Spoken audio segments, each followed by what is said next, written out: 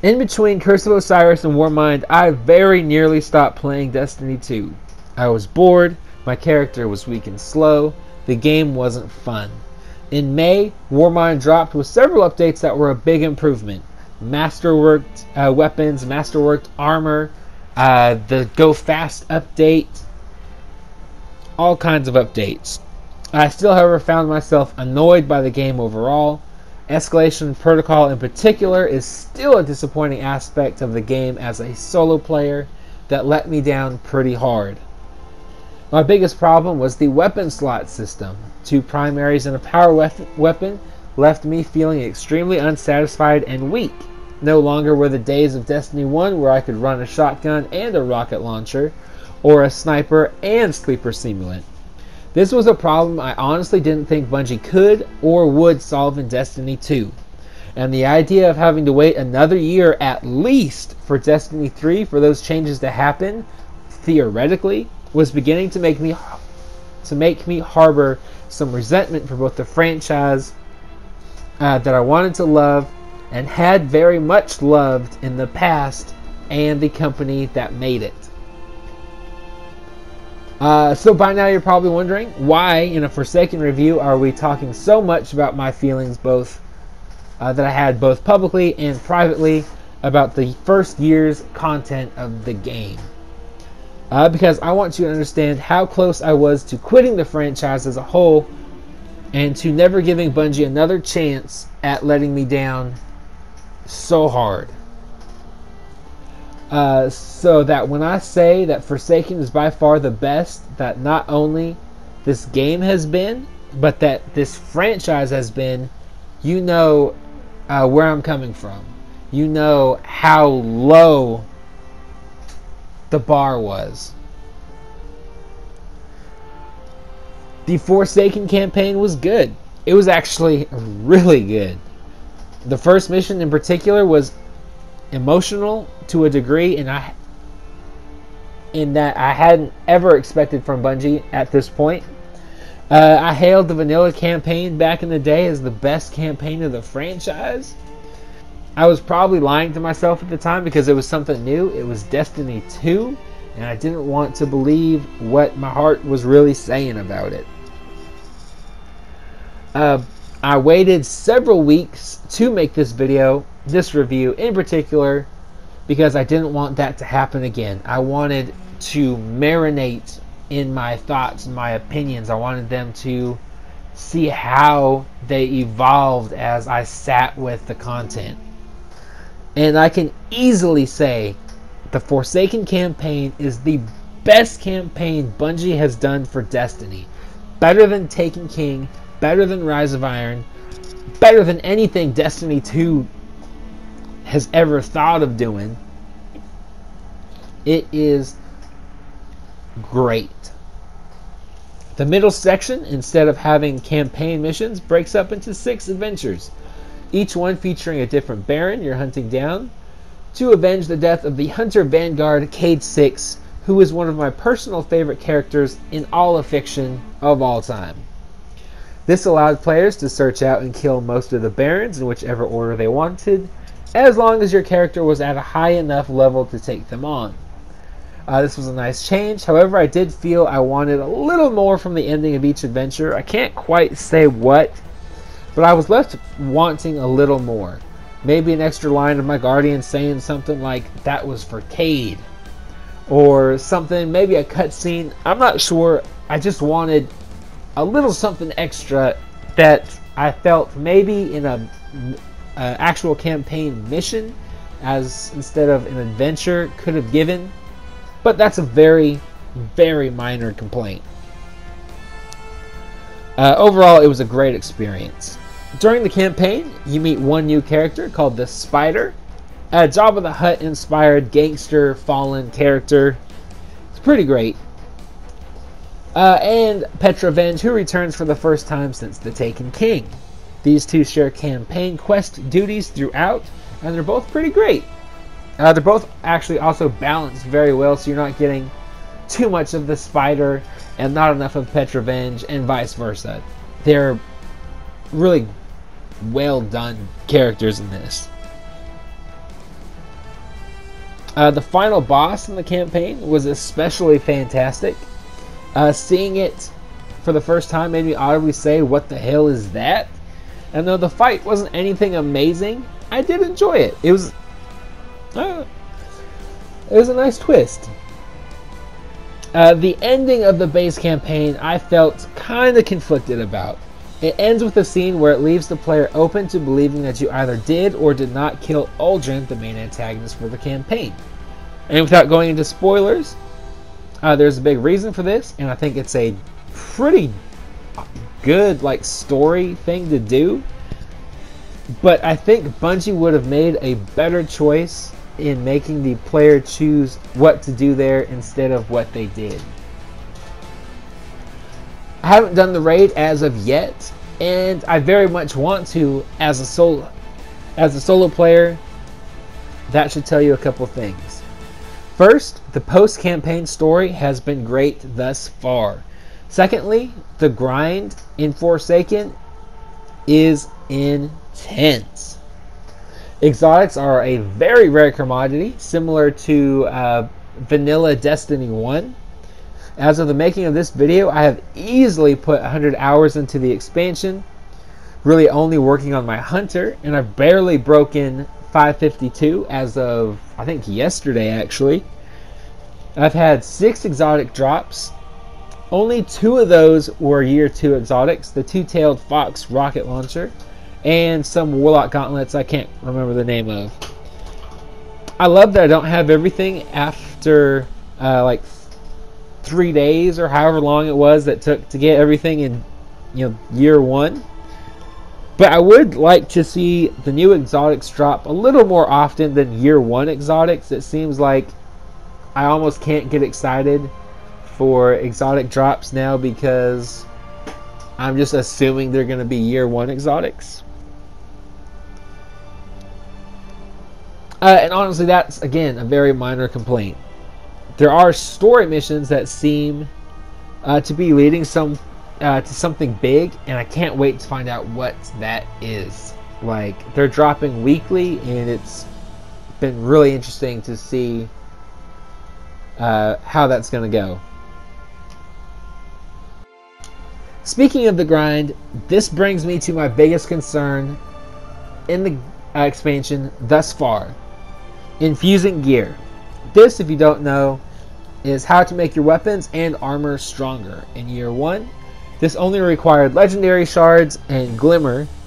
However, in Forsaken, they've made it much more difficult to infuse gear by adding required materials to infuse.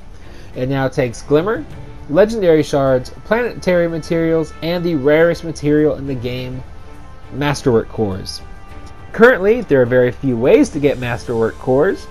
You can get lucky when deleting legendary weapons and armor, by deleting Masterworked gear. There's a rare consumable that gives you a chance at finding 1 Masterwork Core from killing elite enemies. Once you get that 1, it does deplete, it's ended, it's done.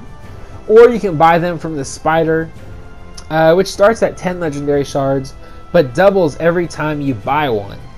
So for example, I believe it starts at 10, so it'll go 10, 20, 40, 80, 160, 320, 640, 1,280.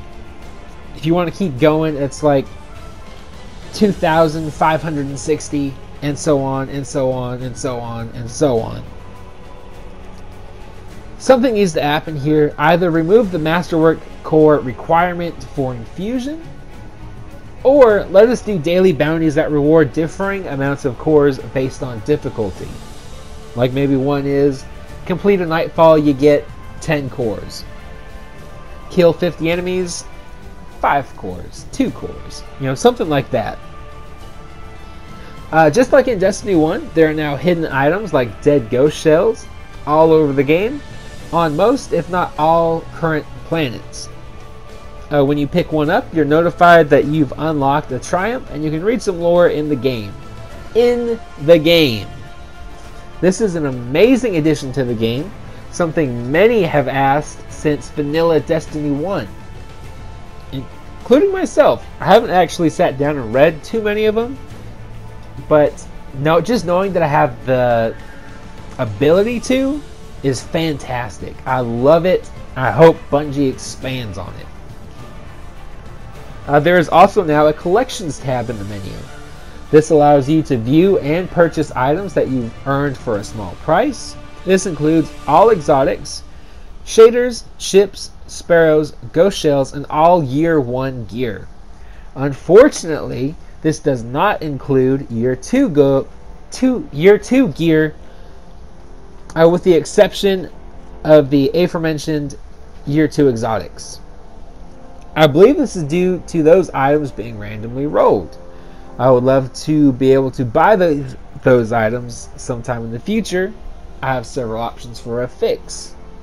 I'll let them drop with the random roll when purchased, or have a curated roll, a set roll, that rotates either weekly, monthly, or less likely seasonally.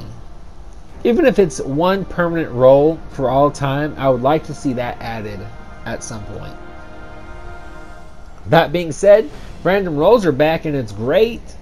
Who would have guessed that the best way to make my 9th Better Devils drop as exciting as the 1st or the 200th would be to just continue doing what you were doing in the previous installment of the franchise. There are new strikes, 4 if you're on PlayStation, 3 for Xbox and PC, one of which is a story mission, but the others are brand new and probably the best strikes Destiny has ever had. The Hallowed Lair is a story mission, and it's a good story mission, but as a strike, it's just okay. It's not great, but not bad. I just kind of don't care about it. Broodhold, the PlayStation exclusive strike, is great. It builds on the main campaign story by expanding what we know about one of the Barons. It gives us a very Romeo and Juliet styled love story between the Mindbender and a Hive Wizard. It's a fantastic strike. I love playing it. The Warden of Nothing is one of the best strikes, maybe my favorite of all time. And I don't say that lightly. It's a romp through the Prison of Elders, and Varrix's old servitor has begun to think it is Varrix. It's a nostalgia-filled good time and a well-designed strike.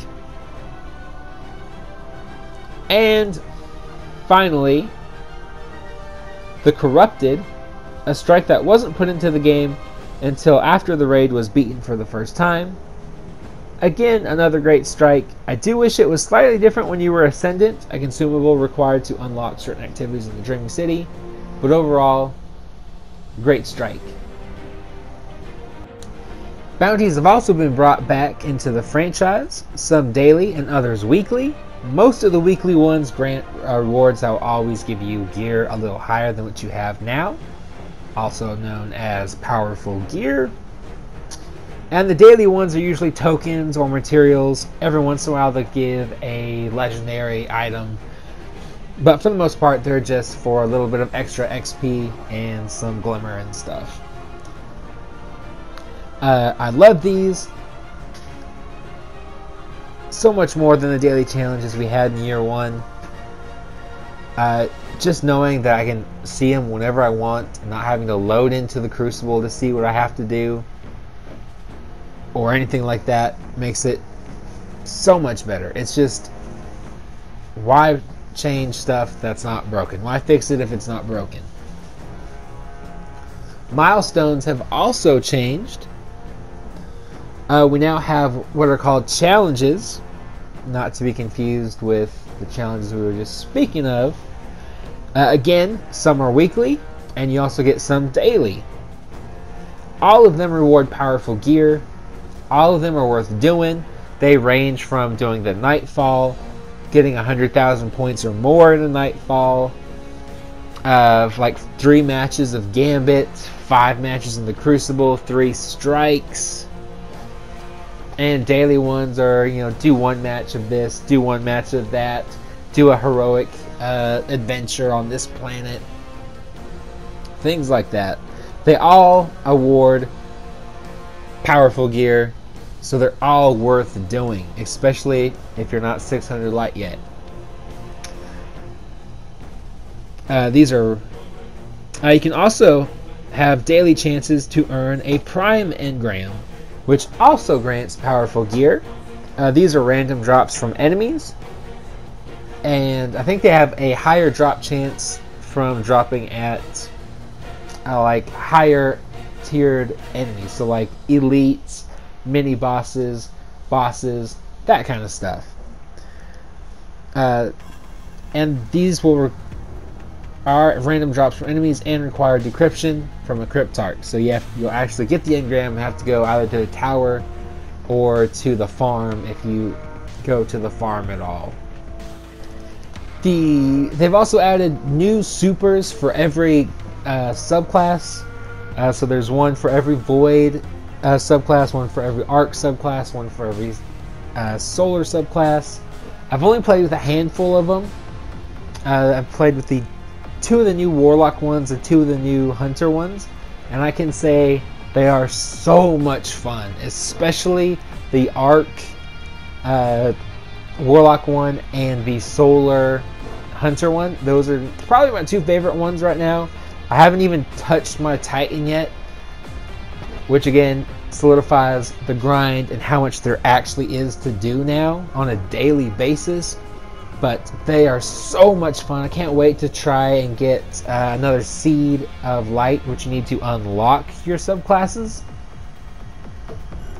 They are a lot of fun to use. I just hope they don't get nerfed in any kind of way, because they are really damn powerful. Like, for a power fantasy, it's so fulfilling to play, especially the I think it's 1,000 cuts, wave 1,000 cuts, something like that for the hunter, and just watch a boss get melted. It is so, it feels so good to do that. There's also a new activity. It's very similar to Court of Oryx, the one from Rise of Iron. I can't think of the name of it right now. And kind of to a degree, Escalation Protocol, where you go into this area and there's an activity you do and you go through levels. You've seen it. Probably edited it throughout. I'll probably put a clip of it right here. It's not very rewarding. I've heard the heroic version now does powerful gear, but you really have to be kind of high light, and you also have to have several people, so hopefully you get lucky and spawn in with other people actually already doing it or getting ready to do it. And they also should be pretty high power level, so it does have that thing where it's not super rewarding. You have to find people to do it. It's in a public space, so you can't match make with people to do it. So it has that same Escalation Protocol problem I had, where it's, like I said, unrewarding, and you can't find people to do it, or you have to get people in there in a really convoluted way to do stuff, and it takes forever to get it done if you're actually trying to get all 9 players possible in there. But other than that, it's a lot of fun. In my opinion, it's a little bit more fun than Escalation Protocol, and with a bunch of people, that was a lot of fun. The boss fights in the Blind Well especially are great. I really liked those a lot. So hopefully next time Bungie decides to do something like this, they'll just give it like a match-made section like they do with the strikes now, which I also forgot to mention earlier. The strikes can now be played from the map. You can pick the strike you want to play and just play it. It's awesome. Story missions are now heroic story missions. I think you get to choose from 5 or 6. Let's say 6. I think there's 3 vanilla missions daily, 2 Warmind missions, or there's like 1 Curse of Osiris, 1 Warmind, and then 1 Forsaken mission. It's something like that. There's like a healthy mix of all the expansions story missions. And those also have their own weekly challenge. To get 3 of those done, you get a powerful gear drop. Again, it's probably the only time I do them, but they are fun. They have modifiers. It's great. And finally, Gambit, the new PvP VE content. I really like Gambit a lot. With the new weapon system in place, the mode feels good to play as well. Invading and being invaded on gets the blood pumping like few other activities actually do. It is exciting. There's opportunities, even if you're like way behind in killing your primeval, the final boss, and the way you win each round. They have mechanics in there that will allow you to come full back. Like, I've been on teams that have been way ahead, and at the last second, all of a sudden, the enemy just sweeps their boss and wins the round. And I've been on the other side of that, where we've been like in a losing situation and have just like pulled it through somehow and won at the very last second. It is fun. I love the Drifter character. I'm excited to see who he actually turns out to be. I know there's some theories about who he is and stuff. It's a great addition to the game. It's just great. It's probably one of the best things Bungie has done in Destiny. I can't wait to see what they do with it next. Hopefully they expand on it somehow. And yeah, should you buy Forsaken? It's a pretty good question. And we're just talking about Forsaken by itself. We're not talking about the annual pass, because obviously I can't say should you buy it or not, because I haven't played any of the content on it. But it looks pretty decent. But as far as Forsaken goes by itself, yeah, if you're a fan of Destiny, especially Destiny 1, definitely buy it. It's literally the best Destiny I've ever played. And I've played a stupid amount of Destiny between Destiny 1 and even Destiny 2. I have wasted thousands of hours. I think I had 32 or 3,300 hours played in Destiny 1 by itself. I've pretty much played it like almost daily since like the second week of Destiny 1. And I can easily say Forsaken is the most fun I've ever had. Like, with the exception of competitive right now, which has its flaws still in Season 4, it is better, but not much. That's really my biggest complaint, is competitive, and that's a seasonal thing. That's not a Forsaken thing. Forsaken, if you're a Destiny fan, like I said, buy it. If you've been burnt on because of, you know, Curse of Osiris, Warmind, vanilla Destiny 2, but you enjoyed it while it was brand new, or even if you didn't really, but you wanted to, give Forsaken a shot. I promise you won't regret it. It is literally the best expansion, best storyline Destiny has done to date.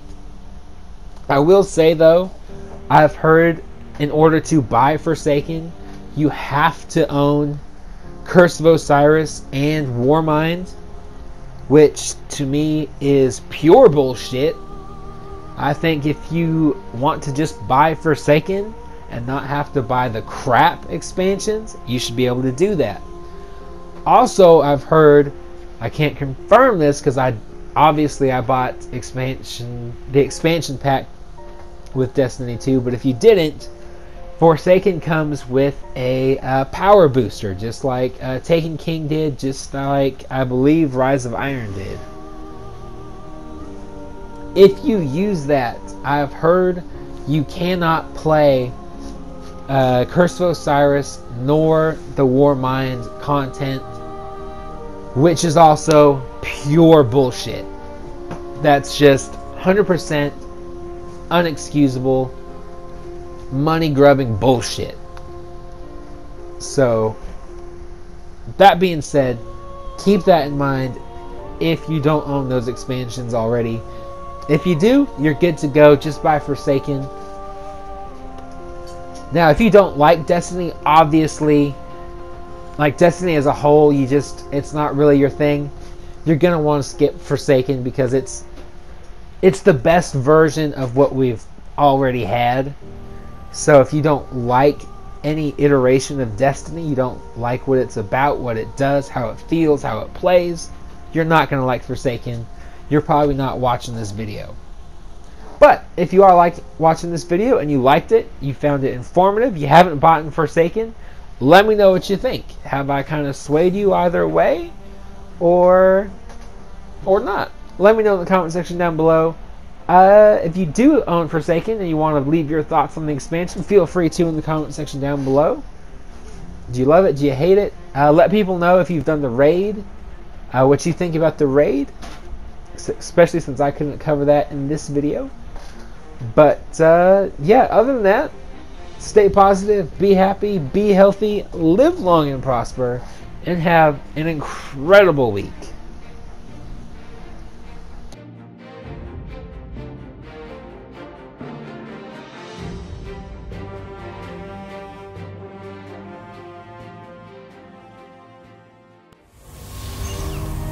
Do you feel it? The light is back. We're back. Eyes out, Guardian.